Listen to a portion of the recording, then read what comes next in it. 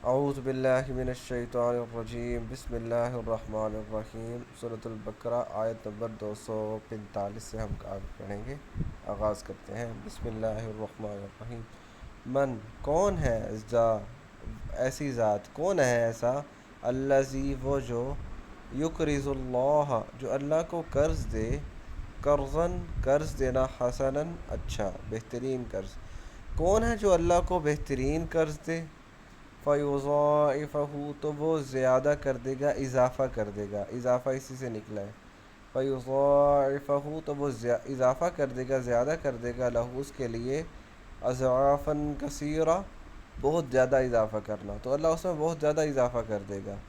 واللہ اور اللہ، یکبزو، یکبزو کا مطلب ہوتا ہے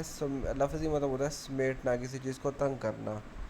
تو واللہ یکبت و یبسط، اللہ ہی ہے جو تنگی دیتا ہے اور اللہ ہی ہے خوشحالی دیتا ہے، یعنی اچھا مفہوم بتاؤں گا اس کا، وَإِلَيْهِ ترجعون، اور اسی کی طرف لوٹنے والا ہے، یہ تم نے لوٹنا ہے۔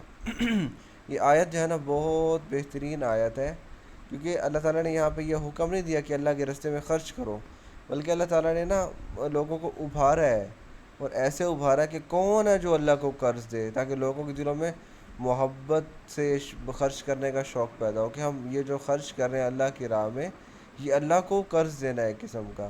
اور یہاں پہ ایک اور بات بھی سمجھنے کی ہے کہ ہم جتنی بھی مال و دولت، جو بھی نعمتیں میسر ہوئی ہیں، وہ اللہ نے ہمیں عطا کی ہیں، تو جو اللہ نے ہمیں عطا کی ہیں اس میں سے اگر ہم کوئی چیز اللہ کو دیں، یعنی اللہ کی راہ میں خرچ کریں، حالانکہ ہونا تو یہ چاہیے تھا کہ بھی جو اللہ نے ہمیں نعمتیں دی ہیں اس کا حق ہے، حق اتنا بنتا ہے کہ ہم اس کے کہے ہیں کام پر خرچ کریں، جہاں وہ حکم دے، جن جگہ پہ حکم دے ہم ان جگہ پہ خرچ کریں، ہونا تو ایسا چاہیے تھا، لیکن اللہ کے دیے ہوئے مال میں سے ہم خرچ کر رہے ہیں اور اللہ اسے اپنے اوپر قرض تعبیر کر رہا ہے، اور یہ کہ جو تم خرچ کرو گے میں اس کا بدلہ تمہیں دوں گا، یعنی کتنی حیرانی والی بات ہے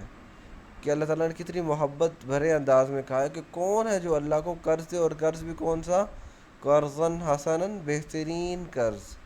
بہترین قرض سے مراد ہے کہ میں نے آپ کو بتایا تھا عربی میں حسن کا مطلب ہوتا ہے احسان کا مطلب، ایک عمل کو بہترین انداز سے سر انجام دینا، یعنی اس میں جو جو بھی گناہ کا اندیشہ ہو سکتا ہے، یا جن کی وجہ سے وہ عمل ضائع ہو سکتا ہے، جیسے خرچ کرنا، دکھلاوے کے لیے خرچ ہو سکتا ہے، یا پھر اپنے آپ کا نام بنانے کے لیے، یا دوسروں کو دکھانے کے لیے، یعنی جو بھی مقصد ہو اللہ تعالیٰ کی خوشنودی حاصل کرنے کے علاوہ جو بھی مقصد ہے، تو وہ تمام کے تمام اعمال ضائع کروا دے گے نا۔ تو اسی طرح جو اللہ کو قرض دینے والی بات ہے نا، تو وہ بھی کیا ہے کہ بھی کون ہے جو اللہ کو قرض دے، اور قرضاً حسنہ بہترین قرض، یعنی اس کی نیت صرف اور صرف اللہ کی خوشنودی حاصل کرنا ہو، اور اپنا نام بنانا، یا لوگوں کو اپنی مطلب عزت بنوانا، یا پھر دکھلاوا، اس طرح کی چیزیں، یہ مقصد نہ ہو، بلکہ اللہ کی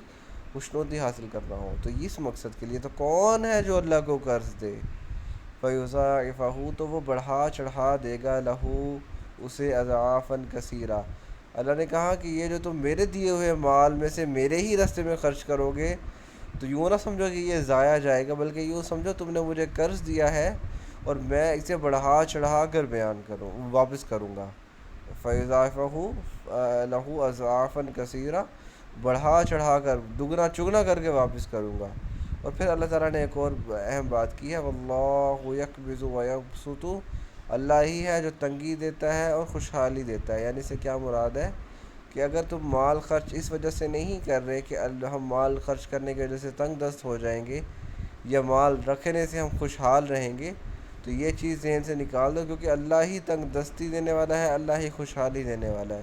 بھی اگر تم مال خرچ کرنے کے باوجود تنگ دست نہیں ہو رہے، اس کا مطلب یہ اللہ کی مہربانی ہے، اگر تم مال رکھ رہے ہو اور پھر بھی تنگ دست ہو رہے ہو، تو یہ اللہ ہے جو تنگی حالات مشکل کرتا ہے اور حالات آسان کرتا ہے، وَإِلَيْهِ تُرْجَعُونَ، اور تم سب نے اس کی طرف لوٹ کر جانا ہے۔